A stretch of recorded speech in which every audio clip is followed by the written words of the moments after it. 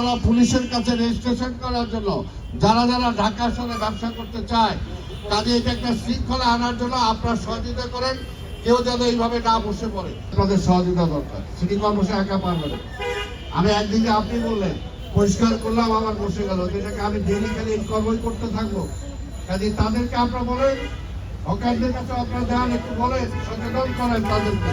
এবং আমরা তো বললাম যে তাদের বিকল্প আমরা মাননীয় প্রধানমন্ত্রী যেমনি ঢাকা শহর ক্লিন চান, গ্রিন চান, ঠিক তেমনি ভাবে তিনি আমার মানবিক।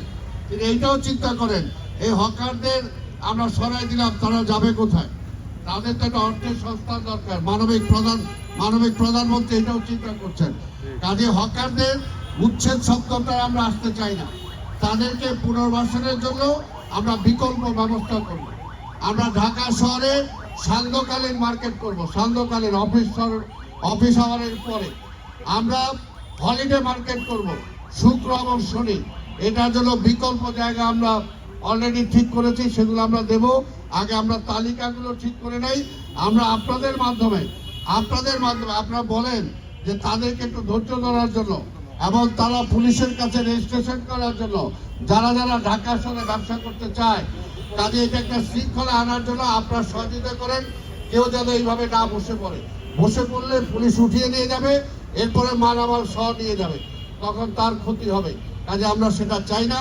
মাননীয় প্রধানমন্ত্রী বারবার এই ব্যাপারে আমাদের দৃষ্টি আকর্ষণ করেছেন, আমাদেরকে বলেছেন যাতে গরিব মানুষ এদের কোনো অসুবিধা না হয়, এদের যাতে পুনর্বাসন করা যায় সেই ব্যবস্থাটা রেখে।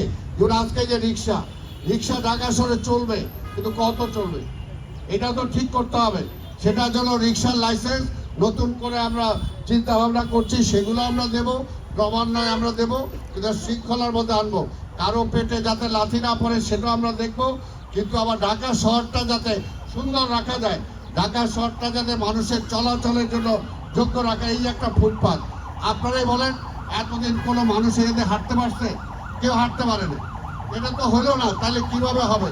কাজে যেখানে যেটা দরকার সেখানে সেটাকে থাকতে হবে।